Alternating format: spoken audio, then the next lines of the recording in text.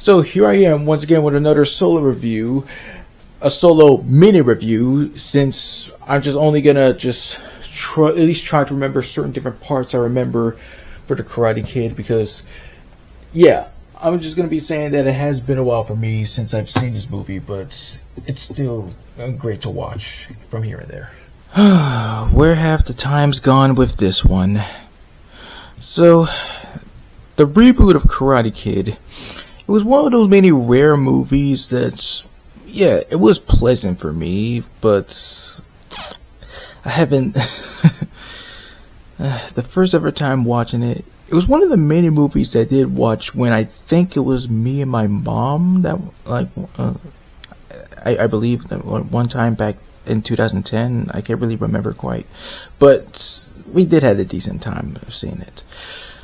What really got me to see Karate Kid was, well, mostly the TV spots featuring the song, Remember the Name. Yeah, it's a really dope song, and it really did hype up all the intensity about like what's going to be going on. So yes, in this remake, yes, remake, not reboot, that was like my mistake. Wow, even the movie has me doing it, and I'll explain why. So yes, it follows 12-year-old Dre Parker and his mother, who moved to China for some reason. Like, I don't really know why, but it's an interesting to like move from one country to another. So yeah, it just goes about as the original Karate Kid would, and that's the one thing. That's one flaw about this movie that I kind of don't like. It has the main character learn kung fu, not karate, because, well, maybe just some people don't really understand the difference. Because I agree that it should be called the Kung Fu Kid, because that could at least be a reboot instead of just a remake, because, I mean, yeah, it's understandable to just know the difference. But anyway, it does kind of like have the elements of the original Karate Kid, with, yes, like him going to school, meeting a girl, getting bullied, and having to learn martial arts to defend himself. And yes, well, I do understand the importance of the original source material about anything. What I will say about this remake is it honestly has better fight scenes. It just makes it feel that much more, well, just everything. Especially when it came to when Mr. Han comes on the screen and just starts beating up the bullies and stuff. It's more of his much more improvised fighting style, and that's, well, traditional for him. And what else can I say? The tournaments, that's where it has the best action for me. Much more bigger and better, in my opinion. Other moments that I also enjoyed from the movie were Drake and Mei Ying having like a great time with each other, just hanging out, especially at the arcade where they were just playing like Dance Dance Revolution. And of course there's the training montage. And yet another interesting part that I found was a little bit awesome was where Dre asked Mr. Han for help speak Chinese in order to say to Mei Ying's family that he apologizes and he promises to be like the very best friend that he can be, and I think that was like a very sweet moment. But just to sum everything up for me, the best parts of this movie is just, well, Dre and Mr. Han throughout like everything that they do together.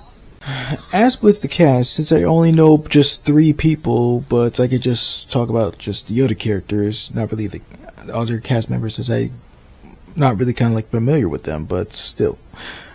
With Jaden as Dre Parker, yeah, he's I would say that this is one of his more just decent roles. Yes, like he does have his moments where he can be just humorous, where he can be emotional, where he can just shape himself up as the film goes on and stuff. And well, yeah, he seemed to just be having it good back in his hometown, but once he just moved to China, just everything is just a little bit of a downhill. But then he just starts to pick himself back up with Mr. Han's training and his friendship with Mei Ying and with his mom and everything else. it's just the kind of kid that you just want to like root for, of course, which is important to with these. And in my opinion, yeah, he at least just tried to just match up with Ralph Macchio's Daniel LaRusso in here. So yeah, that's an A plus effort. Now Jackie Chan as Master Han, yep, is perfection, perfect casting. He was he was brought in for this movie. He says everything about him is just awesome, and he gave his all to give his own version of Mr. Miyagi. So yeah, like he did have a like sad, tragic backstory, and it's just he really gave like all his emotion in that scene, telling Dre the story, and with him like busting up that car, maybe because like yeah, like lost his loved ones in car accidents during like a drive, I believe, like if I remember correctly, if he either lost control or was in the rain or something. But still, it was just strong, just heartbreaking stuff. But nevertheless, he did teach Dre just like Kung Fu lives in all of us, where we choose to just like get right back up and just do whatever it is to just move on in life or something like that. That scene about like, yeah, you don't know Kung Fu, you don't know what you're doing, this is just nonsense. It's all just a lesson. In fact, the point of him just picking up his jacket is just to just teach him to just, well, not having no attitude or anything like that. Because it was earlier, I mean later, it was, yeah, earlier. It was earlier when he was like trying to like fix the bathroom and then the shower, I believe. And then, like, he overheard just Dre arguing with his mom to just, like, pick up his jacket because it's a bad habit for him. So it was like, there, pick up the jacket, happy? And he's like, this boy think he crazy. It's like when he said, you forgot something. It's about this attitude.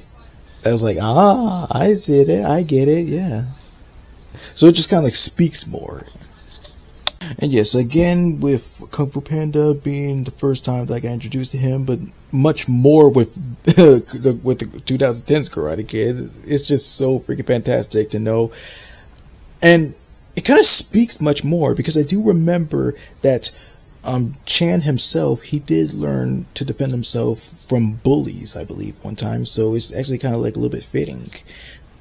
Okay, to see if I do get her name right. Taraj P. Henson, if I'm correct. Since this is like my first introduction for her, and yeah, she's a really great actress. Seen her in a lot of different stuff like Baby Boy and Ralph Breaks the Internet and Acrimony, and she's just really got it down. And the betrayal of Dre's mom, yes, she's supportive. She does everything she can to just keep her and her child just happy, since she believed that there was nothing in their old hometown that's China's just their new home, and it's just that they got to like deal with. But again, she's just decent. She does have her like funny moments, like her delivery with Dre, pick up your jackets, when she invited Mr. Han to just go to this festival event thing, and then other different stuff. When Dre was trying to just like hypnotize her with like the snake and the cobra scene, it was like, Dre, please stop doing that. You look crazy. Here, eat your noodles. It's just something funny when it comes to just black moms. They could just be like hilarious, yet just like there's no way that other words is just too good to just be talked about, because it's just that funny. As with the other characters, the dude playing Cheng, the bully, who's supposed to represent Billy Russo, I mean, what was his name? Johnny Lawrence. Yeah, it was Johnny Lawrence. the dude who's trying to represent Johnny Lawrence, he does prove himself to be much more of just an active threat, more intense in his, well, mastery of kung fu. Because the first time when he beat Dre to a pulp, that was just so freaking just crazy. Like, he just trips him, flips him over his shoulder, beats the black off of him, and even just bam. That last shot of him giving him a black eye, that was just, yeah. See the action in this, you could just cringe, like you could actually feel it. It's ooh, that's what I like about that. And also, like, the second time when they like beat him up as revenge for him and his crew being like poured with dirty water from Dre and chasing him and then just beating him up, like bam, until Mr. Han saves them and then beats them up. Again, it's just nuts. And Mei Ying, she's decent, like Allie from the original Karate Kid. She's sweet, she's kind. The reason why, like, she can't really kind of like be close with Dre because, well, Cheng and his family, they kind of like live close to each other, and he just blocks them from being friends because, well, hey, he's a jerk.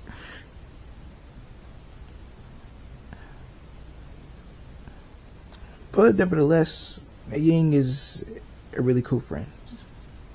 And now the main antagonist, oh, Master Lee, he is just out of his mind. And he's like way much more abusive than like Johnny's master in the original Karate Kid. He's even much more like so intimidating, like just threatening to just come back and hurt Master Han and Dre for just, well, because he's that bad.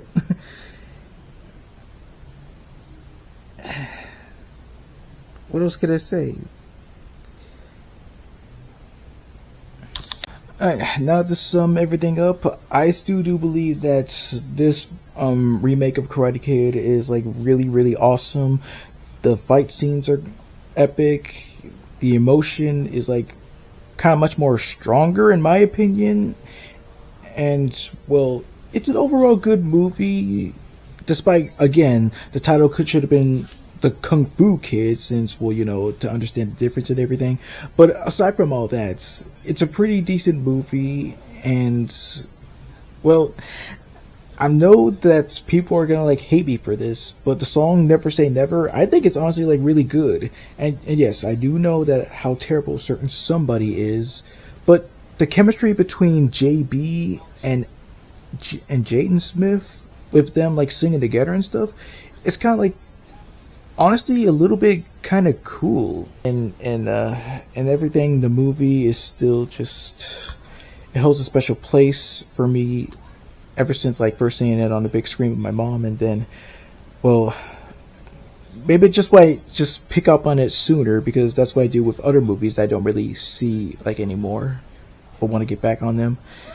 So all in all, it's 100% epic.